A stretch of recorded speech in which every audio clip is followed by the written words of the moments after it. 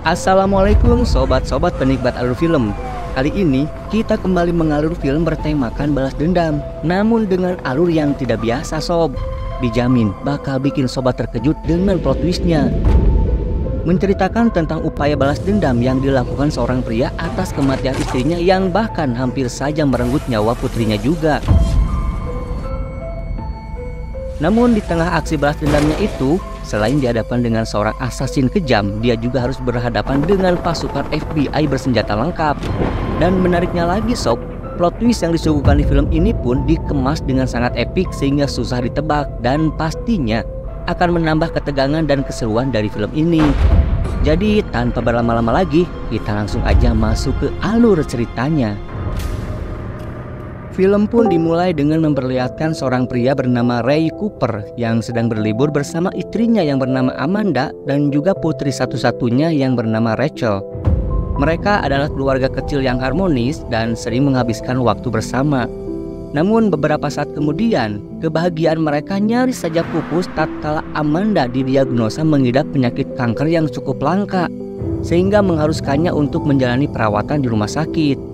Namun meski begitu, mereka tetap menjaga kebersamaan dan berusaha untuk saling menguatkan satu sama lain.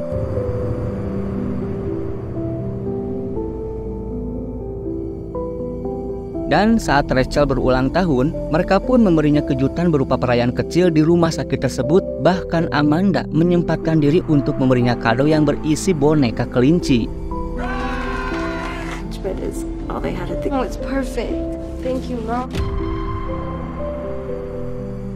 Namun meski begitu, Ray dan Rachel tetap saja terlihat khawatir atas kondisi Amanda yang kian hari kian menurun. Sampai suatu hari, dokter yang menangani Amanda, yaitu Dr. Wu, memberinya kabar gembira tentang adanya obat kanker yang baru saja diproduksi dan akan segera diluncurkan oleh sebuah perusahaan farmasi yang bernama Bioprime. Dan Dr. Wu meyakini jika obat yang diberi nama Sparrow itu mampu menyembuhkan penyakit kanker yang diderita oleh Amanda. We just got word, a very effective generic version of Inferma called Sparrow. This is great news, Ray.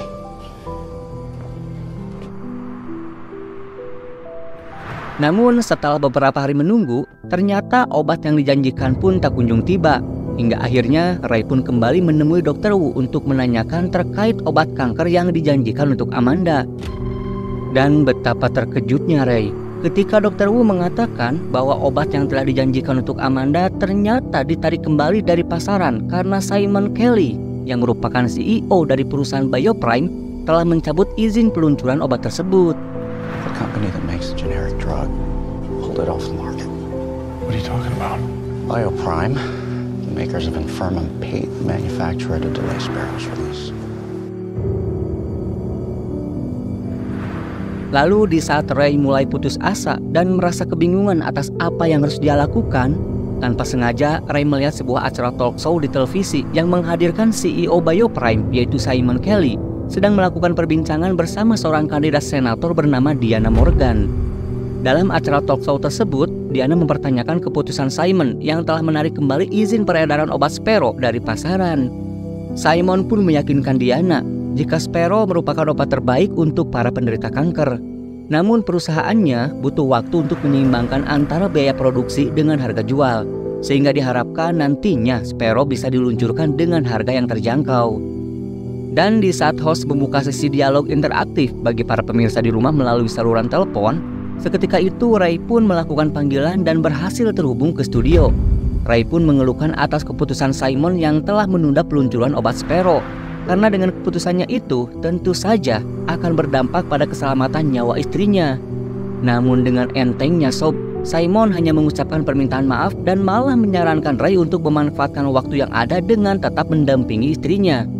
Mendengar jawaban Simon ini, Ray pun marah dan balik mengancamnya dengan mengatakan jika Amanda meninggal, maka Ray akan menghabisi Simon dengan tangannya sendiri. Before you taking everything from me. Spending just a little bit more time with a loved one, a year, a month, a day. It's impossible to put a price on. If my wife dies, it's your death sentence. Punch you down and kill you with my bare hand. Lalu, beberapa jam setelah acara talk show itu selesai, Ray pun terlihat panik ketika menyadari jika kondisi Amanda semakin memburuk. Sampai akhirnya Ray pun tak kuasa menahan tangisnya saat mendapati Amanda telah berpulang untuk selamanya tepat dalam dekapan putrinya Rachel. Quietly pass me. Tears fall like rain on a broken street. Heartache echoes with each empty beat. Lost in shadows, haunted by the past. Memories. Singkat cerita, 6 bulan setelah kepergian Amanda, kita pun diperlihatkan kepada Ray yang berprofesi sebagai seorang petinju profesional sedang fokus berlatih sambil meluapkan kemarahannya atas tragedi yang telah menimpa istrinya 6 bulan yang lalu. Dan di saat Ray kembali ke rumah dan bertemu dengan putrinya Rachel, seketika itu dia pun menerima telepon dari seorang jurnalis yang memintanya untuk bertemu guna membicarakan beberapa informasi terkait Simon Kelly dan perusahaan farmasinya yaitu BioPrime. Jurnalis ini bermaksud hendak membongkar kebusukan Simon dan keterkaitannya dengan salah satu pejabat pemerintah. Dan dia membutuhkan cerita serta pernyataan dari Ray selaku salah satu korban dari kebijakan BioPrime yang telah menunda peluncuran obat Sparrow 6 bulan yang lalu. Karena ia bermaksud ingin mengangkat berita tentang kasus kematian Amanda demi bisa memperkuat laporannya. Mendengar itu, Ray pun setuju untuk menemuinya dan segera bersiap-siap untuk menuju tempat yang sudah ditentukan. Dan saat itu Rachel meminta untuk ikut, namun Ray melarangnya dan meminta agar Rachel tetap di rumah saja. Dennis, love you. Love you. Lalu setibanya Ray di stasiun kereta, ternyata sob, di sana terlihat Rachel yang diam-diam mengikuti ayahnya dari belakang. Dan saat Ray berhasil menemui jurnalis tersebut, pria yang bernama Martin Bennett ini pun langsung menjelaskan bahwa alasan kenapa pihak BioPrime menarik kembali obat Sparrow dari pasaran adalah karena adanya kepentingan politik dari salah satu pejabat pemerintah yang telah menyuap farmasi mereka. Martin pun mengajak Ray untuk mau bekerja sama demi bisa mengungkap kasus ini. Lalu, saat Martin hendak memberi informasi terkait pejabat pemerintah yang telah terlibat, tiba-tiba Hey! Run!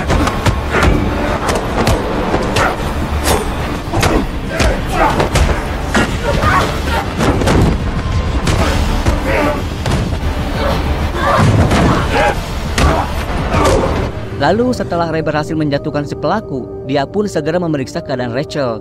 Namun tiba-tiba dalam peristiwa tragis ini, sang jurnalis pun tewas di tempat, sedangkan Ray dan Rachel mengalami luka dan terkapar tak berdaya di samping kereta. Dan si pelaku sendiri berhasil meloloskan diri. Singkat cerita, 2 tahun setelah peristiwa kematian sang jurnalis, kita pun diperlihatkan kepada Rachel yang sedang berlatih keras demi bisa menuntut balas atas kematian sang ibu dan atas perbuatan si pelaku yang telah mencelakai dirinya dan ayahnya 2 tahun yang lalu.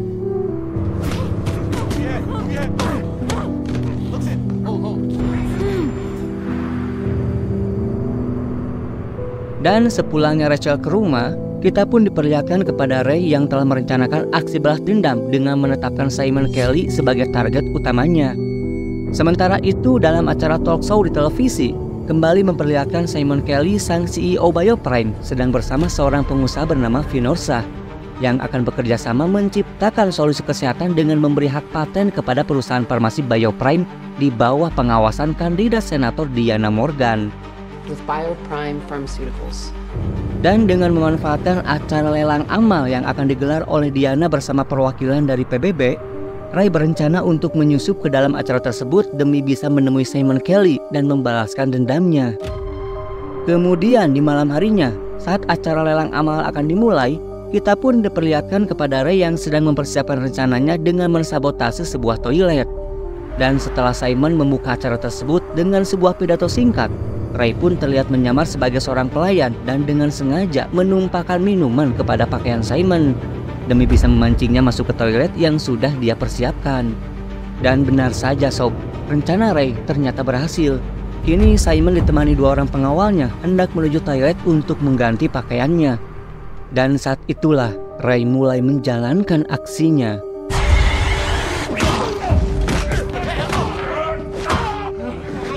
Dan setelah berhasil melumpuhkan para pengawal, Ray pun menahan Simon dan mengingatkan akan ancaman yang pernah Ray katakan pada acara talk show 2 tahun yang lalu.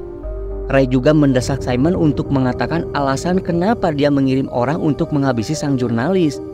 Namun Simon malah mengatakan jika kematian sang jurnalis bukanlah atas perintah darinya, melainkan semua itu adalah atas perintah dari Vinod Shah. Kemudian salah satu pengawal pun bangkit dan kembali menyerang Ray, hingga pertarungan pun kembali terjadi.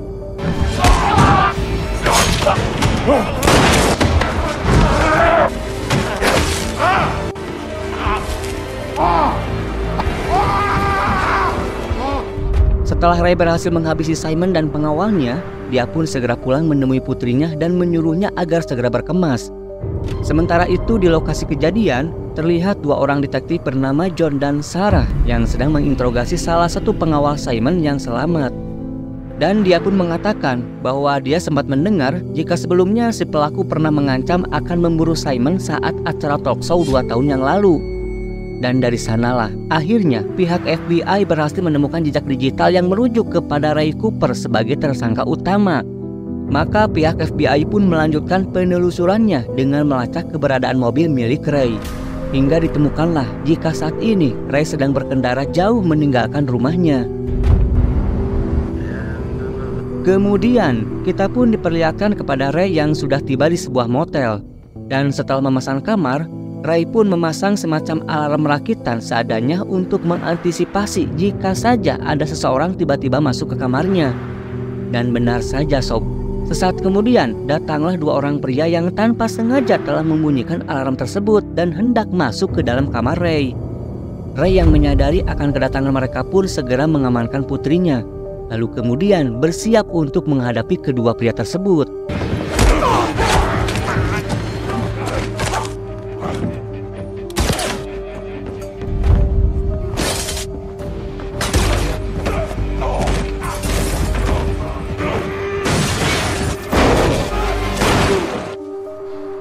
Setelah menghabisi kedua pria itu, Ray pun segera mengajak Rachel untuk pergi dari sana.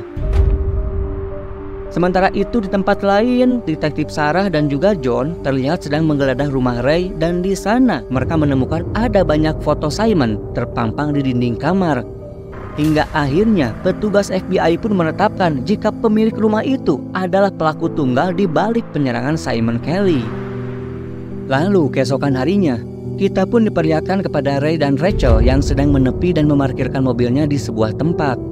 Rachel yang mulai menyadari jika tindakan ayahnya itu sudah jauh di luar batas, meminta sang ayah untuk segera berhenti karena jika tidak, hal itu justru akan membahayakan keselamatan mereka.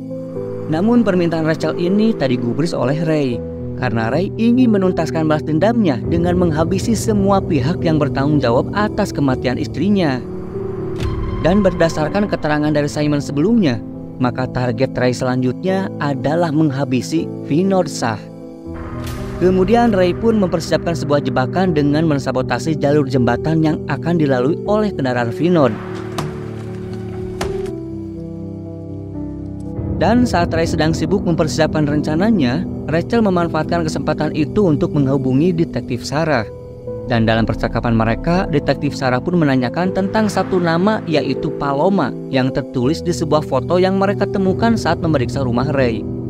Rachel pun menjelaskan jika Paloma adalah nama boneka kelinci kado pemberian dari ibunya. Kemudian Sarah pun meminta Rachel untuk bekerja sama membantu pihak kepolisian karena Sarah menilai jika Rachel adalah salah satu orang yang dianggap bisa memegang kendali dan bisa bekerja sama. Lalu di saat yang bersamaan, kita pun diperlihatkan kepada seorang asasin bernama Santos yang sebelumnya telah menghabisi sang jurnalis Martin Bennett.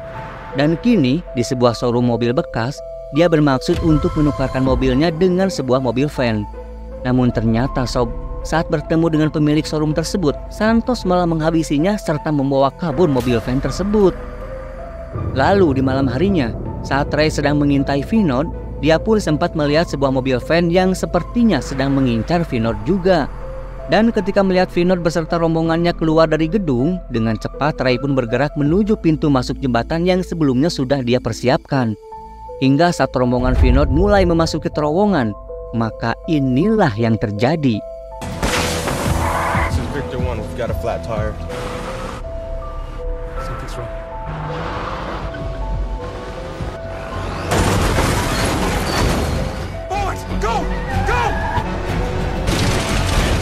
Dan saat Ray berhasil menyebaknya, tak disangka Sob, Santos pun sudah ada di sana dan menghabisi semua rombongan Vinod dengan brutal.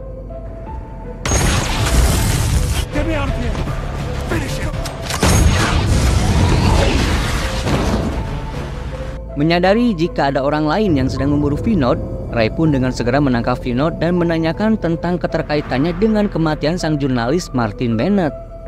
Lalu saat Vinod hendak memberinya sebuah informasi, tiba-tiba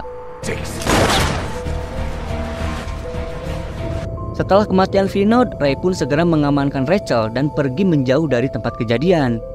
Lalu Ray pun mengganti mobilnya dan kembali meneruskan perjalanan. Hingga saat melewati sebuah restoran, tak sengaja ia melihat mobil Santos sedang terparkir di sana. Ray pun memutuskan berhenti dan bermaksud menemui Santos untuk menyelesaikan semua masalahnya. Dan setibanya di dalam, Ray pun mulai menanyai keterlibatan Santos dengan semua peristiwa ini.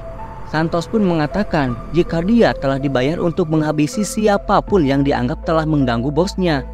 Dari mulai sang jurnalis, Vinod, bahkan orang yang saat ini sedang ada di hadapannya pun akan dihabisi jika dirasa akan mengganggu bosnya.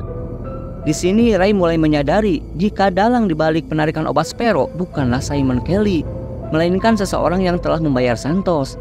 Lalu saat Ray menanyakan siapa orang yang telah membayar Santos, Santos pun memberitahunya jika orang itu adalah Diana Morgan, sang kandidat senator. Santos pun membiarkan Ray pergi guna memberinya kesempatan untuk bisa menemukan target terakhirnya, yaitu Diana, dan memastikan untuk bisa bertemu kembali demi menyelesaikan semua ini. Namun anehnya Sob, saat Ray hendak pergi, Santos malah menyapa Rachel dan berharap untuk bisa bertemu kembali dengan Rachel. Lalu keesokan harinya, pihak FBI berhasil melacak keberadaan mobil yang dikendarai oleh Ray dan terlihat sedang melaju menuju ke arah kota. Sehingga pihak FBI pun segera mengerahkan tim khusus untuk menghentikan dan menangkap Ray.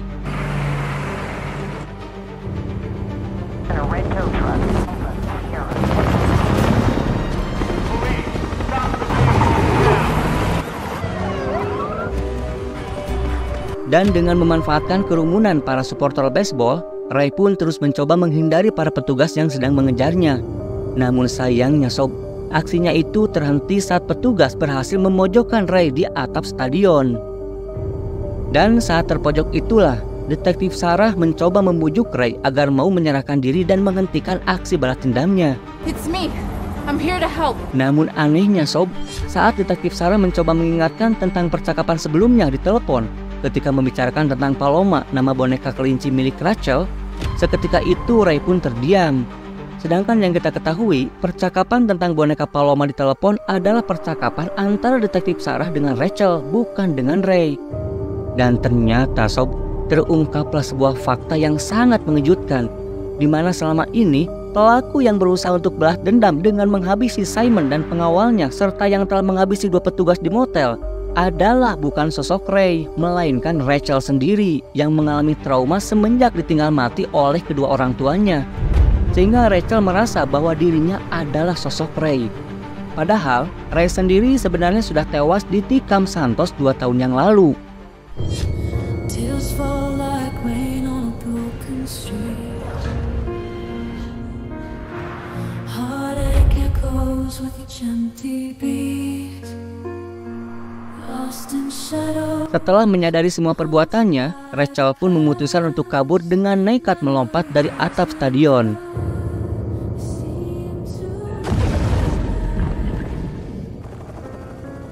Broken dreams shattered like fragile glass. Time stands still in my soul.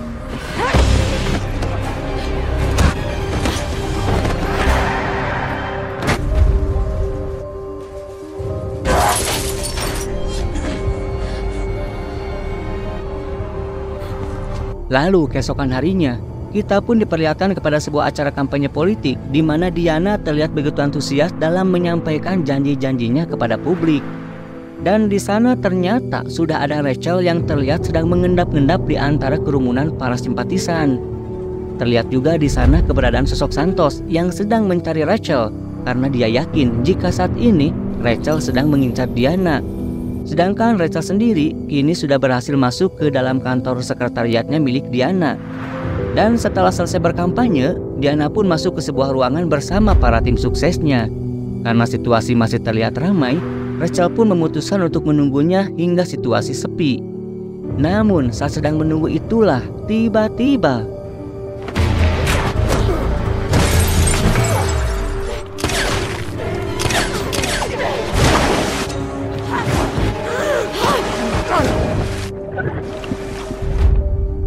dan ketika Rachel sedang dalam kondisi tak berdaya dan hampir mati kehabisan nafas, Rachel sempat mendengar suara ayahnya. Come on, baby. Get up.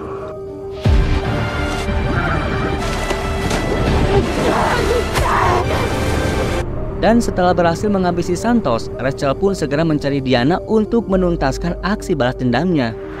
Sedangkan Diana sendiri yang sedang bersiap untuk pergi dari kantornya, dikejutkan dengan keberadaan Rachel yang tiba-tiba saja sudah ada di hadapannya. Kemudian, dengan lantang dan tegas, Rachel pun mendesak Diana yang merupakan seorang kandidat senator untuk mau mengakui perbuatan kotornya.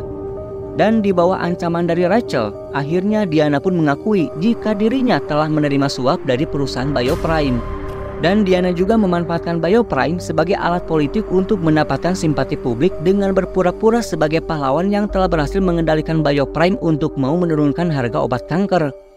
Diana juga mengakui jika dirinya telah menyuruh seorang asasin untuk menghabisi jurnalis yang hendak membongkar rencana busuknya. Dan karena Vinod Shah juga dianggap sebagai ancaman, maka Diana pun memerintahkan asasin untuk menghabisinya juga. Namun sayangnya sob, setelah Diana mengakui semua kejahatannya, Rachel malah kabur begitu saja dan tidak menghabisinya. Dan ternyata Rachel telah berhasil merekam pengakuan Diana tadi dan langsung mengirimkan file rekaman tersebut kepada detektif Sarah. Dan setelah menerima file rekaman dari Rachel, detektif Sarah pun mulai menyelidiki kasus kejahatan yang telah dilakukan oleh Diana hingga kemudian menetapkan Diana sebagai tersangka yang bertanggung jawab atas kasus yang terjadi 2 tahun yang lalu, di mana salah satu korbannya adalah kedua orang tua Rachel. Dan kini publik pun digemparkan dengan pemberitaan di berbagai media terkait kebusukan kandidat senator Diana Morgan. Sedangkan Rachel sendiri terlihat sudah mengganti identitasnya dan bersiap untuk pergi meninggalkan negaranya. Tapi sepertinya sob, detektif Sarah tidak akan tinggal diam dan akan terus melakukan pencarian kepada Rachel. Karena bagaimanapun juga, Rachel telah melakukan kejahatan dengan menghabisi beberapa orang sebagai aksi balas dendamnya. Dan semoga aja sob, Rachel segera bertobat. Karena jika tidak, dia akan terus dikejar oleh rasa bersalahnya sendiri. Karena pada nyatanya, tidak ada satu orang pun yang bisa lari dari hukuman Tuhan. Allah Subhanahu wa Ta'ala berfirman, "Dan janganlah engkau mengira bahwa Allah lengah dari apa yang diperbuat oleh orang-orang yang zalim. Sesungguhnya, Allah menangguhkan mereka sampai hari yang pada waktu itu mata mereka terbelalak." Quran Surat Ibrahim ayat ke-42. Maka dari itu sob, jangan sampai perbuatan jahat orang lain mengubahmu jadi sosok pribadi yang zalim. Karena itulah Islam mengajarkan untuk saling memaafkan. Meski dengan memaafkan tidak akan mengubah apa yang telah terjadi, tapi setidaknya itu bisa mengubah suasana hati. Itu sob.